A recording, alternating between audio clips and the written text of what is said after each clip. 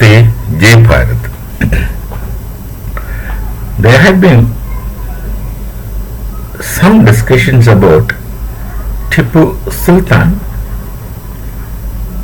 I give emphasis to the word Sultan some time back, and which also ran into some kind of political controversy in the state of Karnataka.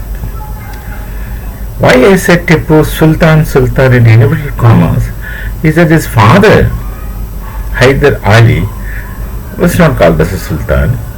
Rather, he was not Sultan anyway. He was called a Sultan, but was he a real Sultan anyway? Not really. And then we also are told by the historians, so-called, we all people of Bharat will have very genuine objections to the kind of history taught to us. There are a lot of things, and they called him as the Mysore tiger. Tiger hai kya? That's a different thing. Mysore. But just look at the history. Who was the rulers of Mysore?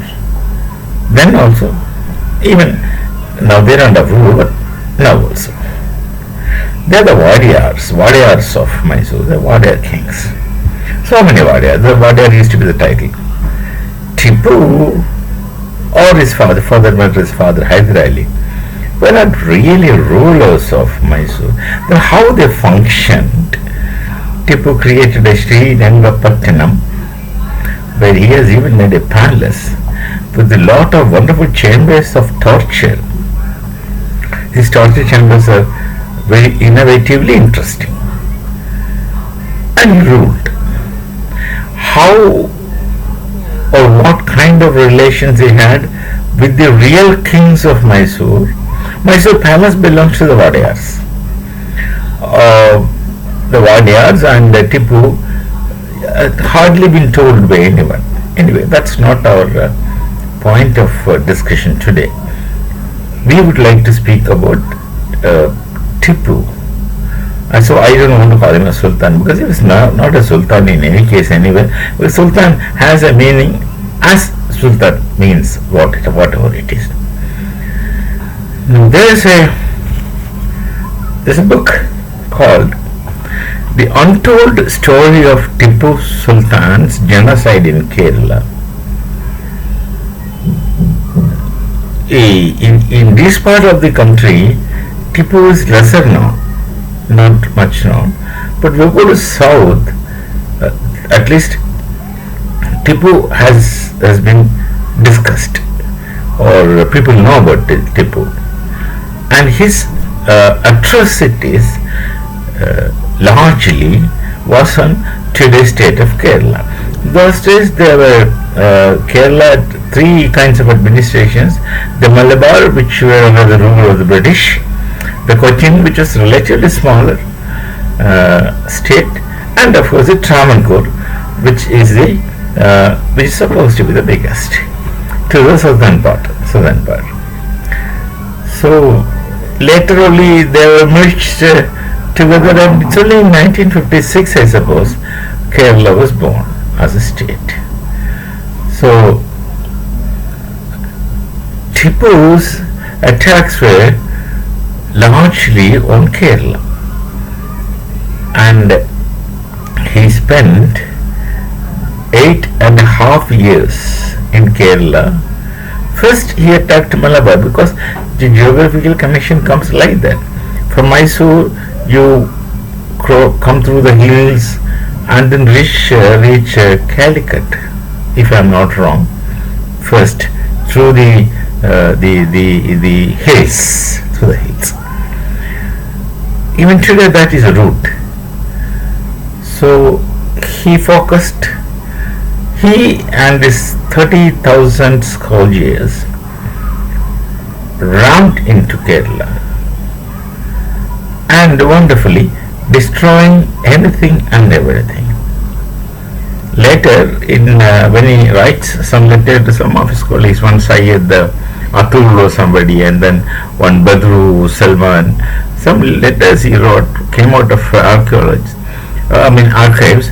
It was in 1790, January 1890, etc. These letters he was only narrating that have killed the Kafirs of Kerala. Kafirs. In Malabar, I killed more than 4 lakhs of Kafirs. You see, before the coming or invasion of Tipu, Tipu behaved exactly like the Syrian invader of Sindh, Qasim, and also the other Mughal invaders of Bharat, be it Afghani, those who came from Kabul, or an old Sassi who attacked Somnath, etc. Behaved exactly like the foreign invaders. He went with that attitude of killing the Kafirs, and anyone who rejected or refused him was simply killed, and many times killed brutally, much more than what the ISIS would do. Their eyes were plucked out, noses were cut, then stomachs were cut, then hung them on the branches of available trees. Then there are also incidents and reports of a mother being hanged and her children hung on her body. Now, this kind of thing. You cannot imagine atrocities done. So the genocide, the book talks about genocides in Kerala.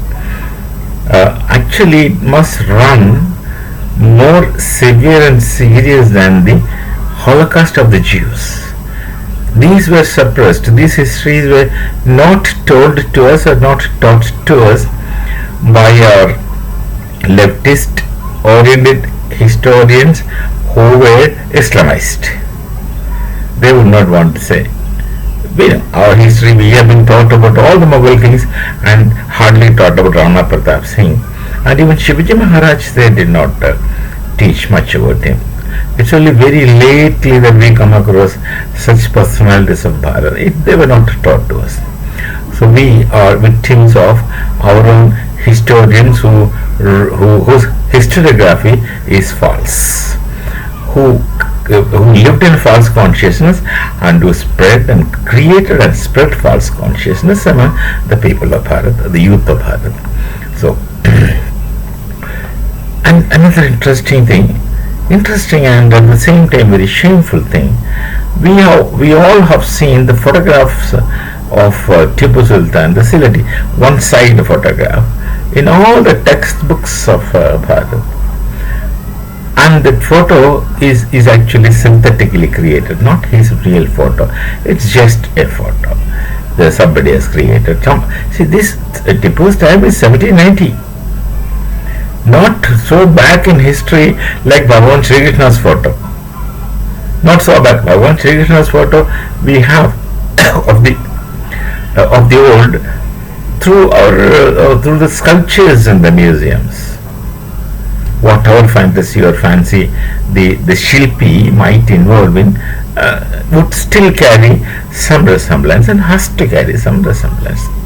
Now, the photo, they create a handsome man, a powerful man, as Tipu. But in British Museum, the original photo of Tipu is available. It should be available also on the internet if you search. It should be. And look at the two photos difference. The original photo of Tipu is far flung, much far flung, in the sense the photo has nothing to do with the pleasantly appearing Tipu Sultan with a moustache that has been printed in the textbooks of the children, whereas the British Museum photograph really represents someone, a modern day Dracula. Appearance is withered face, eyes and beard. That photo must be available in internet. You can look for it. So this is a impression they give on Tipu, but I would just won't go into details because it will take much more time than what one can afford in this form, this platform.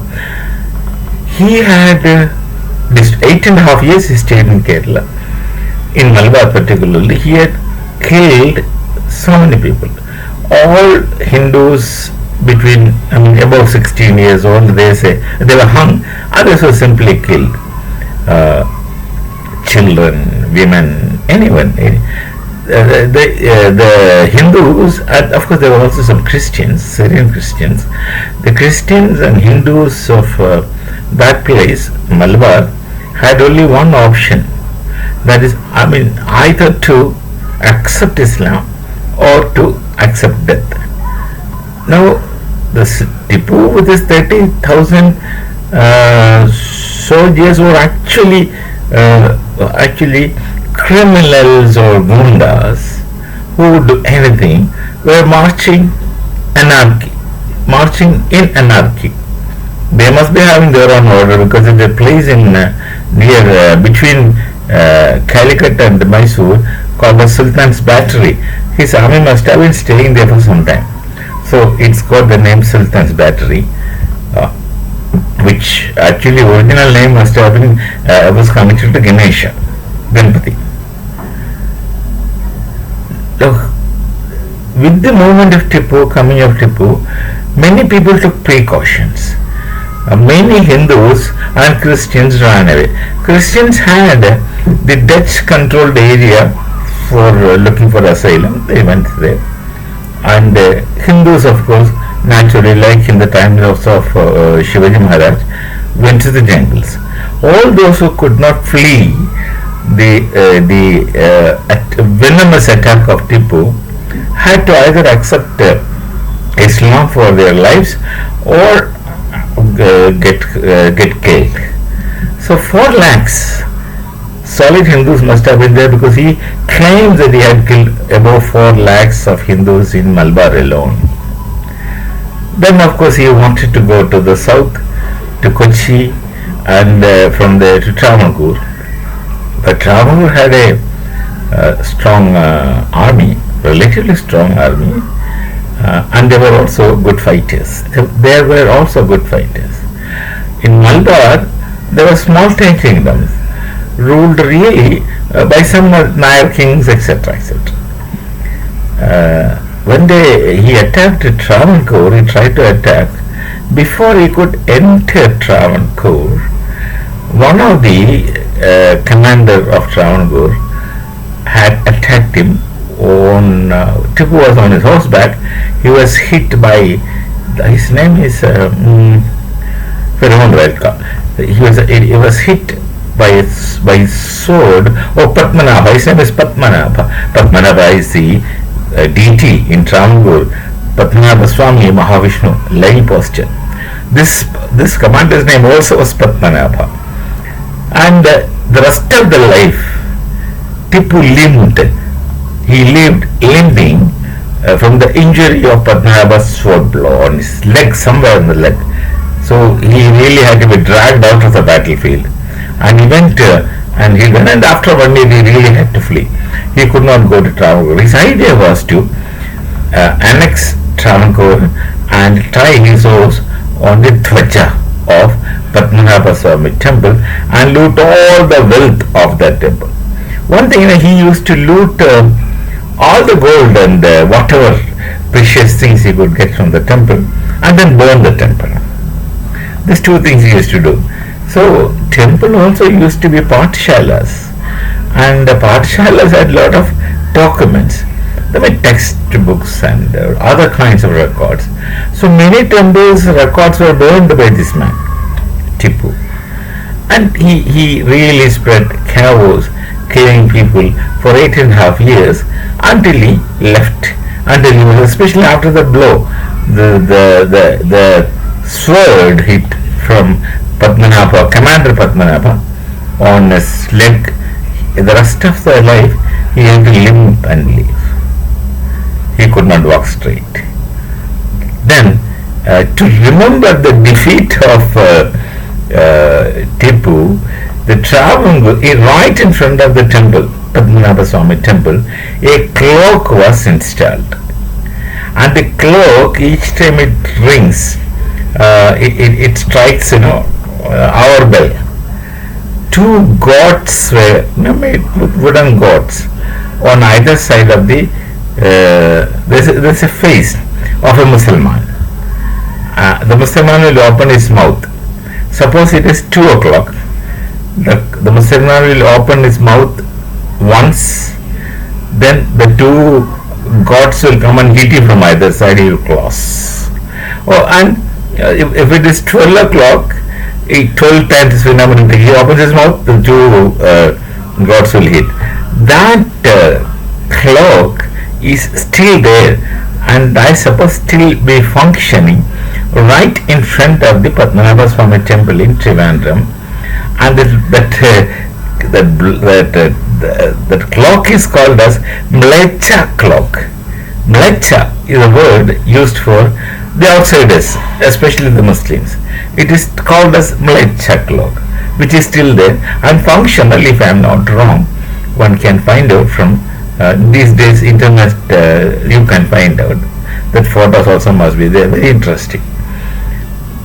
So that is like this Padmanabha commander's victory over Tipu, and Tipu could not stay more in Kerala. But during this time, the population of Muslims in Malabar was just 10%, which went up to 30% in these 8.5 years of Tipu's atrocities and genocide. And there's no history ever teaches you the kind of genocide done by one man. We all accuse Hitler of killing the Jews, the genocide on Jews and the Holocaust. We all accuse, but because we know what Hitler had done to the Jews, we know, and we also know what the world has done to the Jews, except Bharat, except the Hindus. Everybody persecuted the Jews for whatever reasons, but except us, and we are happy about it because we have not persecuted anyone for that matter. So Tipu alone, a single man like Hitler, killed so many people in more atrocious way than what Hitler had done. So if you call, if this had come out in history, well, this would have been a Holocaust exceeding the intensity of the Holocaust of the Jews. But these were kept suppressed, hidden by the kind of historians we had who had interests, and others who repeated teaching history without knowing, obviously. But the crime is without trying to understand and investigate. After a age, you should come up with the senses. Then you should try to look for what must have been the case. Somewhere you will get the glimpses of truth. That would be sufficient. We will desist ourselves from teaching wrong things to children. Some will try to avoid, or at least whatever is in syllabus we speak in the classrooms, and also say that this is what I think. It's for you to accept or not, it's up to you. At least this much a teacher should have said. So either inadvertently, or maybe that some of them have influenced by the left liberal Islamic nexus ideology. I just put it together because this is very subtle, and the relations are also complicated between these people whom I mentioned just now. So the Tipu is not a person with glory, and his end also was miserable. And in Kerala, one thing, the Tipu never fought the British or the Dutch. He only killed the people of Kerala, the Hindus, and of course Christians who were involved in it, for money, for looting, and also for the spread of his religion. He claims that he was doing jihad. Jihad is not a new terminology. He claims that he had been doing jihad, and he had been very successful, and with all this religious rhetorics he writes the letters, with some of the letters which came out. So he did not fight any British or any outsiders in Kerala. In towards the end, he left from Kerala after this injury. He could not stick around more. He could not move freely. He could not ride horses so nicely as he used to, because from the injury. The rest of his life he lived a life with Nabahij, and even his death also was miserable. See, with the battle was going on in Mysore, the Tipu wanted to escape from the battle, leaving his soldiers to fight and get them killed. So he changed his dress to a common person, common soldier, and fled. And then he got strapped in front of the enemies, and they did not understand who this man is, because he was just like a common person. He was just miserably killed, like any common soldier just getting killed in a commonplace battle. He was killed, and it took long time for them to look for Tipu's body, and they found it very difficult to identify his dead body. Now, lastly, after the Tipu episode of Kerala, 8.5 years he lived there, killing, or converting. Either get converted or get killed. And he got many help from the people of Kerala. Some of the small people who acquired power through his presence, who became very big people and got places in history also. There are many people like that. Now, this is the after this, the Kerala society had the impact of Tipu so much, though these are not taught to us in history, not written in history. There was a time that the Hindu families in Kerala, that is Malabar, Cochin and Travancore, they had the habit, or let me call it as tradition, of naming their dogs as Tipu. It's an interesting thing. Invariably, everyone used to name their dog as Tipu. Everybody's dog has one name, all Tipus. Why? They have experienced what Tipu really was. That could only be the reason. You wouldn't find anywhere in the world you have people naming their dogs after rulers. This happened in the length and breadth of Kerala. You can find out how true it is. You can find out. So we'll meet again with some other interesting topics of discussion. Till we meet again. Namaste, Jai Bharat, Jai Shri Ram.